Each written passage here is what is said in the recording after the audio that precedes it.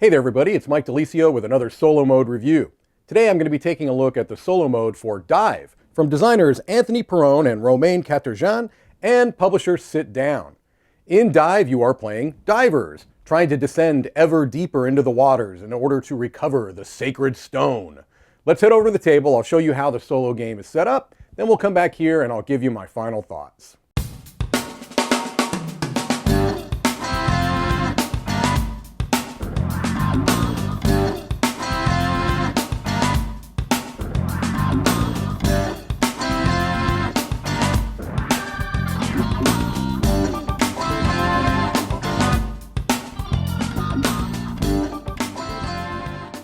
Okay, here we see a solo game of Dive all set up and ready to go. In the solo game, you're playing against the Village Chief, which is the automated diver. That is represented by this black diver token. I would be playing as blue in this case, and this deck of Chief automated diver cards. And these cards are basically going to represent what the Chief is going to do on every round. And so the game is very simple. I'll go into a brief overview because there's not a whole lot of rules, but this is the kind of the main central playing area. And what you're trying to do is you are trying to dive down through the depths all the way down here to get this sacred, oh, there's a word for it. I should probably, let's see if I can find it really quickly in the rule book here.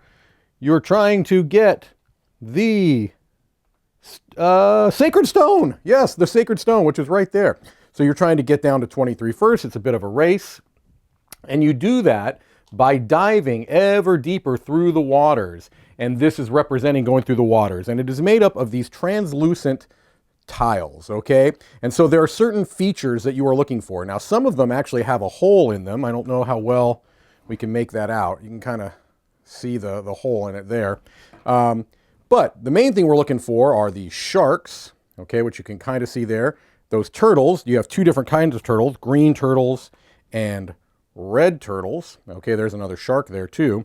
And then we also are looking for these manta rays, which you can see here. But when they are all placed in this big stack, you have to kind of ascertain what is on which depth, okay? And so for the purposes of the game, what you're going to be doing is you are going to be using your player board here, which represents 5 layers down, that you are potentially going to be kind of bidding on to try to gain access to help from these animals. So if you are able to, for example, get the help of a red turtle, you're going to be moving 2 down the descent board. If you're going to get a green turtle, that's going to give you 1 down.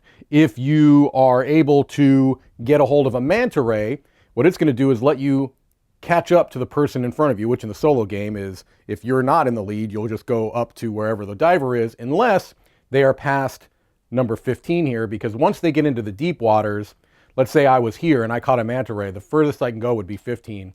You can't use a manta ray once you get down into these depths down here, okay? And so how would you do this? Well, the first thing you're going to do is you're going to kind of look at this board here and at this playing area, and you're going to try to say, okay, I think on this top level, you're actually not supposed to touch it. You're just supposed to look around. I feel like that shark is on the top level.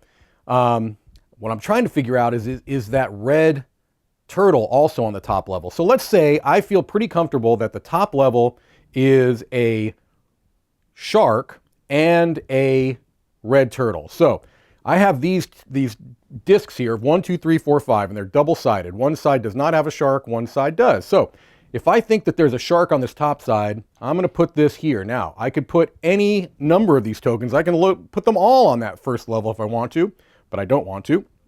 And then I'm going to say, okay, I think that red turtle is actually on the second level, and I don't think there's a shark on that second level. So what I'm going to do is I'm going to place the 4 and the 3 here for a 7 on that second level. I'm going to put it non-shark side up.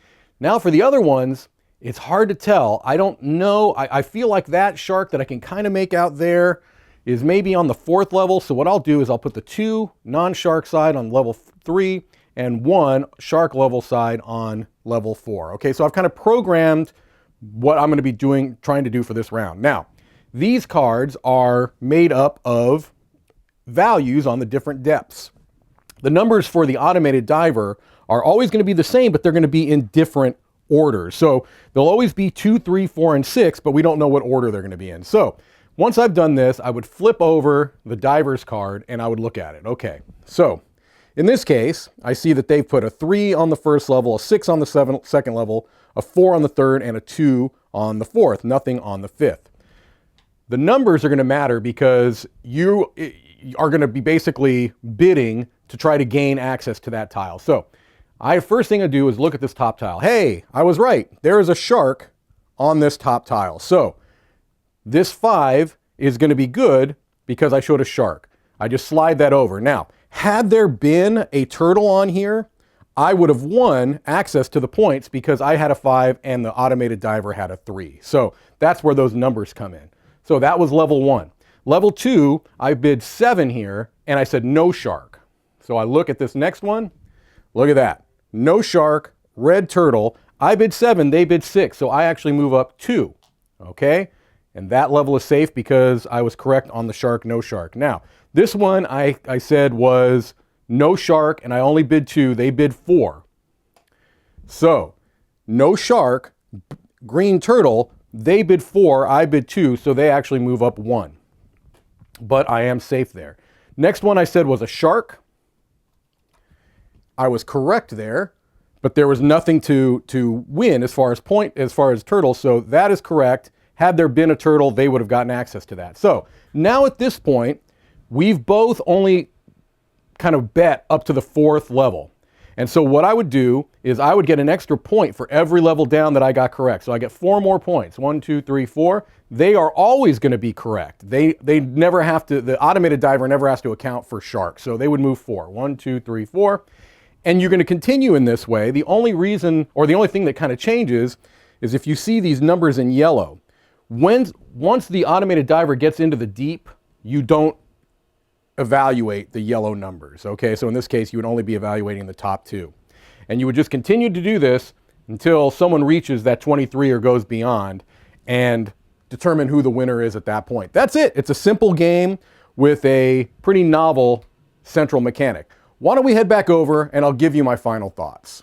Okay, so hopefully that gives you a pretty good idea on how a solo game of Dive is set up and plays. It's an extremely simple game. There's not really a whole lot added for the solo game to make it more complicated than what it is. So, first thing I like to do is talk about some solo benchmarks. These are some things I consider when I'm figuring out whether I want to take a game off the shelf and play it solo or not.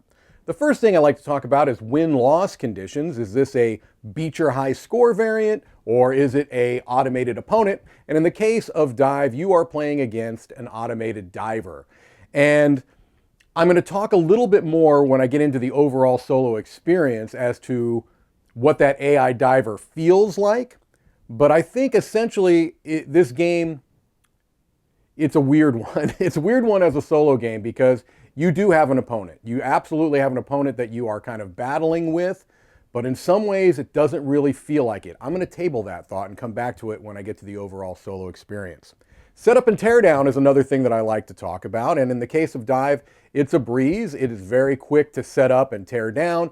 What's nice is that kind of central holder of those translucent tiles stays put together. You can just lift it right out of the box. It fits into the custom insert, and there's very little other setup involved. So you can be getting off the shelf onto the table and playing within a couple of minutes in Dive, and that's a big positive. Rules are another thing I like to discuss, and the rules are very clear. The actual central rules to the game are simple, and the solo rules are kept at the back of the book in a dedicated section, and they go into plenty of detail on what the differences are. There's not a lot. It's very, very easy to administer the AI deck. There's nothing to it. It's a breeze. The rules are well done. No complaints at all there. Okay, so art and components. Now, to me, this is the star of the show when it gets to Dive. The art and the components are stunning. They're gorgeous. The translucent tiles, which is really what this game is about. That's the hook of this game. They work perfectly in my mind. They really evoke this theme. You really do feel like you are going down because you are literally going through the depths by pulling off these tiles, and it feels like you're going ever and ever deeper. Some of the choices seem obvious. It's like, oh, well, there's obviously a shark there. but then you question yourself, well, it could be on the second level. They work. They work really well, and I think that it's a really clever kind of, you can call it a gimmick if you want to, but I think those tiles work really well. There's good quality throughout the game, everything. The cards, the cardboard, those translucent tiles I talked about, even the custom insert that I mentioned during the setup and teardown. All of that is very high quality. The box is not too large. Everything fits in there just right. Art and components, very, very good. All right, so for the overall solo experience, and here's where it gets a little bit tricky, because as a multiplayer game, I think Dive is fantastic. But much of what I love about the game is lost in the solo game. To me, Dive is really almost a party game. The most fun that I have while playing this game is looking around the table and trying to psych the other people out, trying to convince them that what they think they're seeing is not what they're really seeing. Oh, you don't think there's a shark there, right? Okay, well, you go ahead and you put down whatever you think, but I'm telling you, level 2, there's a shark. That kind of stuff. That kind of fun back and forth, talking, psyching yourself out, second guessing yourself, wondering how much people are going to wager. Are they going to, I've had games of Dive where everyone really, really wanted a particular tile, and everybody stacked all of their tokens on one level. And then you go, oh, because if it's tied, nothing, no one gets anything. So that's, to me, the most fun part of the game, and you lose that in the solo game. Unfortunately, there's just really no way to replicate that. And so for a pure solo experience, it just doesn't quite cut it for me.